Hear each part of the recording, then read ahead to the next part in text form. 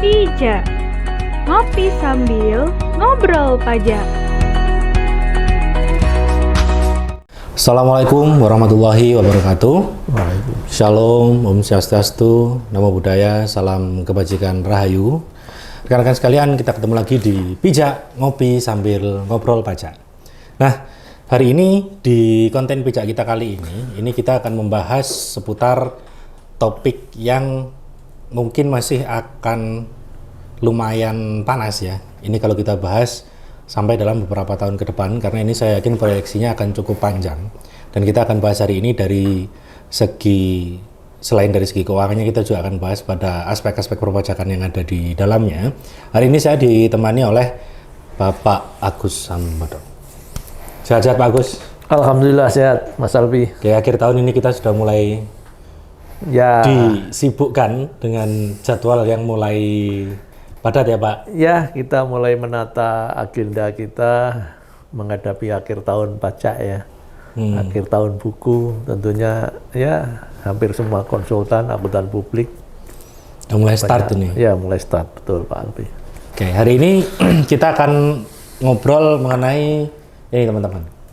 IKN ya, Ibu Kota Negara. Tapi di luar banyaknya research, kemudian topik dan juga isu yang berkembang tentang si IKN ini, ya dengan IKN sekarang ada kita proyeksikan itu IKN pemindahannya di Kalimantan. Hari ini kita mungkin akan lebih spesifik dan terfokus, kita akan bahas dari aspek perpajakannya.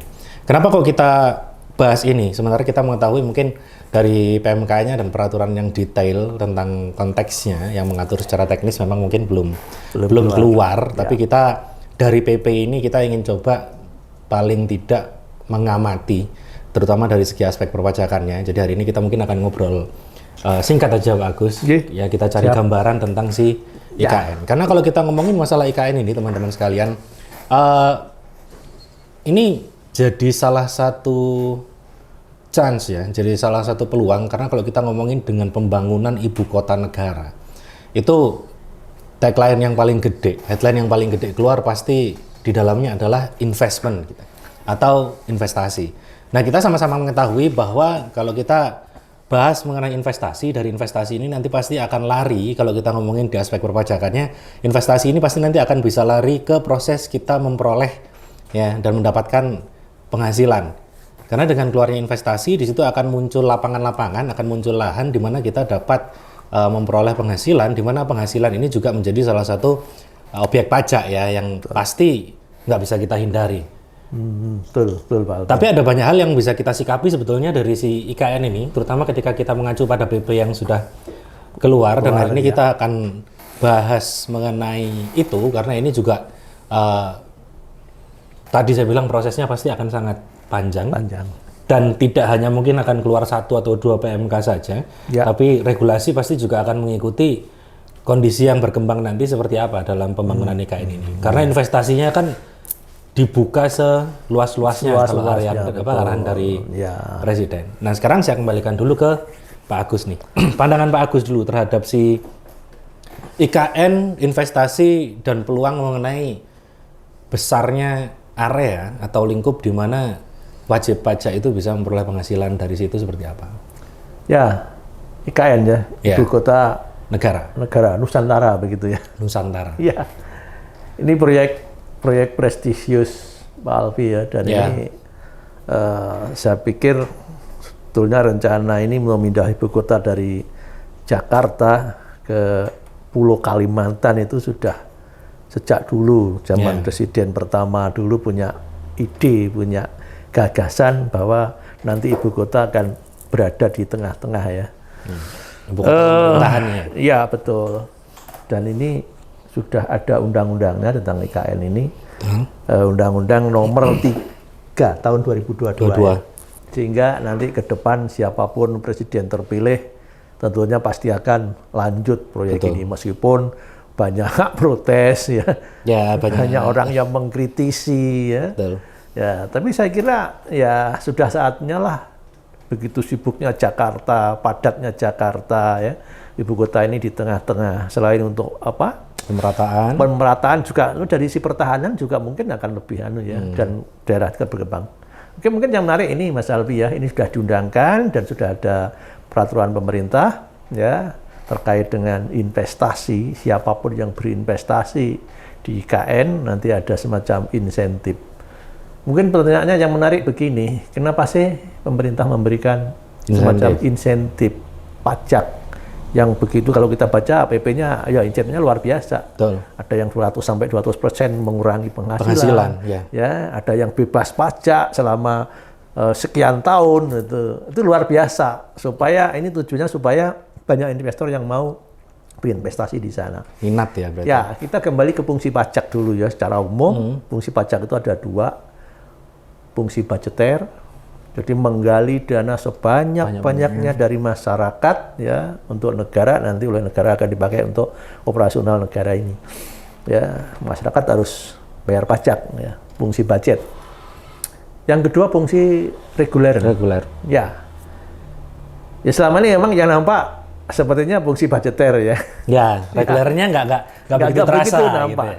Tapi sebetulnya ya kalau kita cermati sebetulnya fungsi mengatur ya pajak ini punya fungsi mengatur di bidang tertentu itu sudah ada sejak dulu. Ambil contoh Batam ya. Ya. Batam dulu pulau yang ya mungkin orang mau tinggal di sana aja mikir 2 kali 3 kali ya. Ya, tapi dengan pemerintah punya kebijakan ketika itu lokasinya yang sangat strategis ya, maka akan dikembangkanlah menjadi kawasan industri begitu ya, kawasan ekonomi di situ di Batam, dan supaya banyak investor yang mau masuk ke sana, mau berinvestasi, diberilah waktu itu semacam insentif juga pembebasan pajak. Dan faktanya berbondong-bondonglah sampai Batam seperti sekarang ini. Yeah. Jadi ketika Batam sekarang sudah maju seperti ini, sudah berkembang seperti ini ya, pajak nggak ada lagi. Nggak ada insentif lagi, ya sudah akan dipajaki semuanya di sana. Ya. Dan ini sama ya, juga pernah ada ini siapapun yang mau investasi di daerah Indonesia Timur ya, dulu ada semacam tax holiday pembebasan pajak ya sampai 5 tahun bahkan itu. Ya itu harapannya supaya cepat berkembang daerah itu, dan IKN ini juga sama supaya bisa cepat berkembang, pembangunannya cepat selesai. Maka dibuatlah insentif supaya menarik, ayo investasi di sana, nanti akan saya beri fasilitas atau insentif di bidang perpajakan. Ya. Dan saya yakin pasti nanti akan mendapatkan respon ya dari para investor ya. Ya, ini Pak Alwi, saya latar belakangnya seperti itu ya. Jadi kenapa sih harus diberi semacam insentif, yaitu tujuannya untuk merangsang supaya nanti IKN ini cepat terwujud ya. Karena kalau mengandalkan dana dari pemerintah sendiri ya kayaknya juga berat ya, karena akan menyerap dana sangat besar, dan diharapkan peran investor inilah nanti yang bisa membackup, bisa membantu segera terrealisasinya IKN ini ya. Jadi itu mungkin secara umum Pak Alwi latar belakangnya kenapa ada insentif gitu ya. Ya, jadi sebetulnya berarti yang melatar belakangi teman-teman di Kementerian Keuangan sendiri, ya dalam hal ini kaitannya juga berarti bersama dengan secara teknis bersama dengan rekan-rekan di Direktorat Jenderal Perpajakan, ya, yang melatar belakangi keluarnya fasilitas yang khusus secara spesifik di perpajakan memang ya fungsi reguleran yang berjalan tadi gitu ya. Di luar itu secara umumnya sendiri di Kemenkeu juga fasilitas kan yang keluar nggak hanya dari aspek perpajakan aja. Bahkan fasilitas investasinya juga dalam fasilitas penanaman modal mereka juga dikasih. Kemudian hampir semuanya sistem yang mengatur kayak kepabeanan itu juga dipermudah lah. Dipermudah semua gitu kan. Katakanlah segala sesuatu yang sifatnya birokratif, administratif dan regulatif, di situ kita dapat pencerahan pencerahan secara besar-besarannya. Angin surga lah itu buat buat pengembangan ke arah sana. Nah, dari apa yang keluar kemudian dari PP-nya di tahun 2023 ini. Meskipun belum sampai mengatur ke PMK-nya nanti. Ya, teknis belum ya. Tapi pasti nanti teknis juga akan mengikuti dari PP yang sudah keluar ini. Ini kan gila-gilaan ya, Pak. Kita nggak hanya ngomongin masalah insentif berupa pengurangan aja. Tapi bahkan di satu momen yang sama, tax holiday-nya masuk juga di sini. Iya, betul. Gitu loh. Jadi kira-kira apa sih Pak nanti yang perlu dipertimbangkan sama siapapun yang kepengin kemudian atau yang berminat kemudian untuk invest, Ya. ya. Dan mereka ketika mengeluarkan investasi itu pasti akan memperoleh penghasilan ya. Ya. Konsekuensi apa sih yang mungkin kira-kira bisa jadi gambaran atau proyeksi bagi mereka nanti? Jadi semacam bonuskah tadi, pengurangan pajaknya, Ya. atau berapa lama nanti kira-kira mereka akan dibebaskan, dan yang lain kira-kira nanti apa yang bisa jadi gambaran buat teman-teman sekalian? Ya, mungkin ini Pak Alfi perlu kita lihat ya di PP-nya sendiri, kira-kira sektor apa saja sih yang akan mendapatkan fasilitas ini atau insentif ini. Yang pertama ini pengurangan pajak penghasilan atau PPh untuk wajib pajak dalam negeri yang menanamkan modalnya di IKN. Itu yang pertama ya. Jadi bagi wajib pajak dalam negeri yang menanamkan modalnya di sana nanti akan mendapatkan semacam pengurangan PPh ya, PPh. Yang kedua pengurangan PPh untuk kegiatan sektor keuangan di financial center atau pusat keuangan. Itu yang kedua. Dan yang ketiga pengurangan PPh badan untuk pendirian dan atau pemindahan kantor pusat dan atau kantor regional. Jadi bagi wajib pajak yang mungkin pusatnya di Jawa ya, dia mau pindah ke sana itu juga mendapatkan insentif. Fasilitas ya. Fasilitas juga ya. Ini yang keempat, pengurangan penghasilan bruto untuk kegiatan praktek kerja, magang, dan atau pembelajaran untuk pembinaan dan pengembangan sumber daya manusia berbasis kompetensi tertentu. Ini menarik ya. Ya, nanti bisa kita cermati lagi ya. Pasti nanti akan ada peraturan turunannya yang detail tentang ini ya. Itu yang paling saya tunggu karena memang salah satu core bisnis kita kan di pengembangan sumber daya manusia. Jadi di regulasi yang itu memang jadi salah satu yang PMK-nya kapan nih keluar gitu ya. Ini masih digodok kayaknya Pak Alfi ya. Yang poin 5 ini pengurangan penghasilan bruto untuk kegiatan penelitian dan pengembangan tertentu. Research and development. Betul. Yang keenam pengurangan penghasilan bruto untuk sumbangan dan atau biaya pembangunan fasilitas umum, fasilitas sosial, dan atau fasilitas lainnya yang sifatnya nirlaba. Nah ini menarik juga ya. Jadi bagi siapa yang akan menyumbang. Yang ketujuh, fasilitas CPA 21 yang ditanggung pemerintah dan bersifat final. Ya, jadi bagi yang investor yang nanti di sana atau tenaga kerja yang mau masuk ke sana, ini 21-nya bisa dibebaskan ya, ditanggung pemerintah, ya. PPh final 0% untuk penghasilan dari perusahaan bruto usaha tertentu pada usaha mikro, kecil, dan menengah. 0,5-nya dihilangin. Iya. Jadinya 0%. 0%. Nah, ini luar biasa juga ya bagi UMKM yang mau berinvestasi juga di sana. Ya. Yang ke-9, pengurangan PPh untuk pengalihan hak atas tanah dan atau bangunan. Pengurangan ya. PPATB. Ya, PPATB. Betul. Betul itu. Dan secara detail nanti bisa kita lihat di PP-nya, PP nomor 12 tahun 2023 Pak Alfi. Itu sudah ya cukup jelas sih di sini ya. Jadi ada ini ya untuk badan usaha yang mengembangkan infrastruktur dan layanan umum. Pengurangan wajib pajak adalah 100% dari total wajib pajak terutang. Oh, penghasilan mestinya ini. Ya, penghasilan sampai 100% ya. Selama ini ada yang 30 tahun, luar biasa ya. Panjang, jadi 30 tahun bagi badan usaha yang sudah menanamkan modalnya di tahun 2023 sampai 2030. 30 tahun. 25 tahun bagi badan usaha yang sudah menanamkan modalnya di tahun 2031 sampai 35. Ya, dan 20 tahun ya untuk investasi 2036 sampai 2045. Bayangkan ya sekian tahun. Spare-nya kan sangat panjang tadi saya bilang. Iya betul. Ya. Ini sampai 100% loh. Ini luar biasa pengurangan, sih. Ya, 100%. Berarti bisa 0% ya. Untuk badan usaha yang mengembangkan ini, mengembangkan bangkitan ekonomi, pengurangan wajib pajak adalah 100% dari total pajak terutang maksudnya selama hampir sama ya ini 20 tahun. 20 tahun. Ya. Badan usaha yang mengembangkan badan usaha lainnya pengurangan PPh maksudnya ini 100% dari total pajak terutang selama 10 tahun dan seterusnya ya.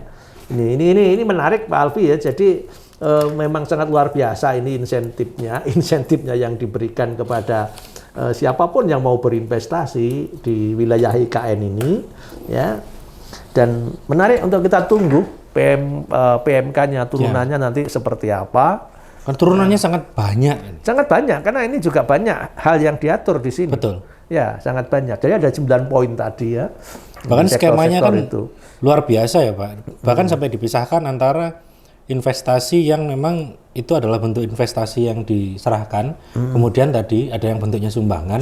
Dan yang ketiga ada investasi yang memang digunakan bagi investor yang mau melakukan kegiatan pembangunan dan percepatan yang menggantikan dana APBN. Yang pengurangan brutonya kemarin katanya bisa sampai 200% bahkan 200%. di penghasilan brutonya. Itu kan makanya tadi itu PMK-nya pasti nggak akan keluar sekali langsung. Ya, pasti akan banyak PMK nanti yang bertahap. mengatur. Ya, bertahap, betul. Ya.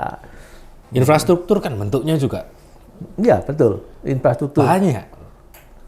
Ya. Dan sangat luas sekali skupnya di sana. Sangat luas. Dan bahkan kita kalau misalkan kita badan usaha ya, tadi saya sampaikan, katakanlah kita domisili di Malang, terus kita mau memindahkan tempat kegiatan usaha kita di sana, itu juga termasuk salah satu mendapatkan insentif ini, fasilitas ini. Dan tidak hanya kantor pusat, regionalnya aja dipindah ke sana juga. Iya. Sama seperti pendirian juga sebenarnya kalau kita pendirian di sana juga salah satu ini. Iya.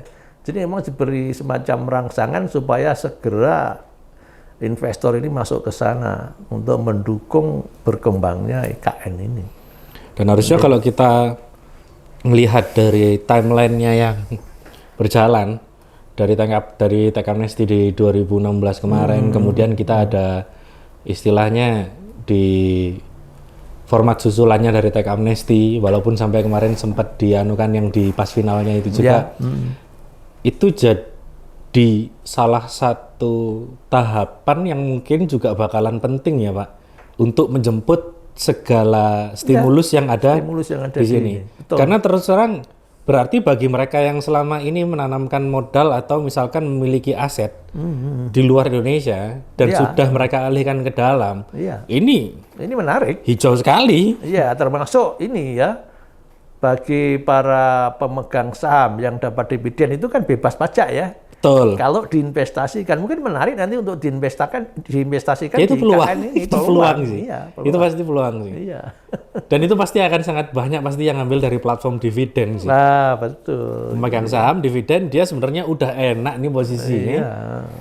Dan ketika dia bingung ini mau diapain, investasikan aja. Udah ada di sana lagi. Dia bisa bentuk investasi lagi dengan istilahnya stimulus yang luar biasa dan fasilitas yang betul. Ini bukan berarti kita yang tidak mempertimbangkan juga kritisi-kritisi dari teman-teman yang lain. Cuman dari skema ini sebetulnya ketika PMK-nya nanti teknisnya betul-betul keluar, ini jadi salah satu tidak hanya membantu untuk pembangunan IKN-nya saja sih, tapi pembangunan bisnis dan juga lingkungan ekonomi di mereka yang mau menanamkan yang dapat itu. Manfaat juga akhirnya kan. Iya.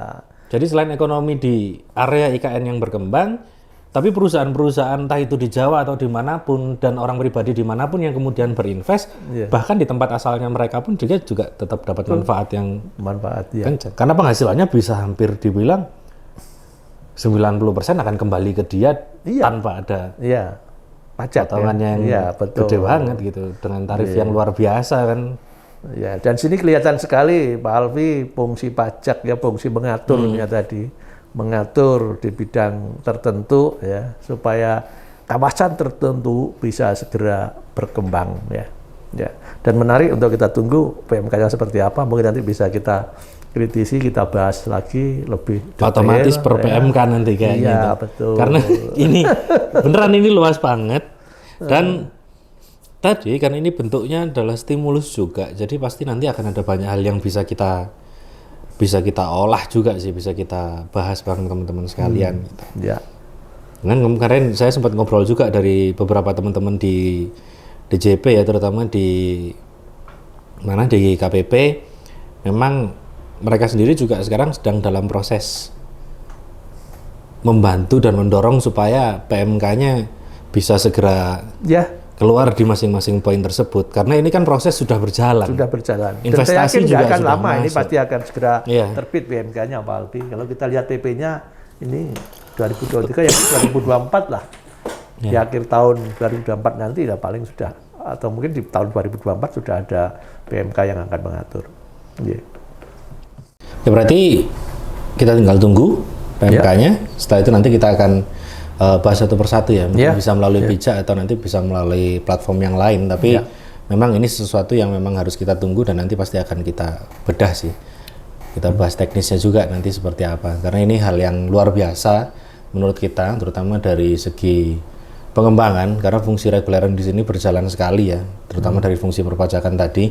Ya selain secara budgeter itu memang ujungnya ke sana dan untuk membiayai dan mempercepat ini sebagai stimulus, tapi ini adalah hal yang luar biasa banget. Jadi teman-teman, sama-sama kita bareng-bareng kita tunggu kapan PMK-nya keluar, dan nanti ketika PMK keluar kita akan coba lempar lagi dan kita akan diskusi bareng lagi di Pijak Ngopi Sambil Ngobrol Pajak. Terima kasih Pak Agus atas waktunya hari ini. Kita sambung nanti lain waktu, dan mudah-mudahan ketika PMK-nya keluar kita bisa segera nyambung lagi sama teman-teman. Siap. Oke, terima kasih. Jadi kita ketemu lagi di lain waktu di Pijak Ngopi Sambil Ngobrol Pajak. Terima kasih. Assalamualaikum warahmatullahi wabarakatuh.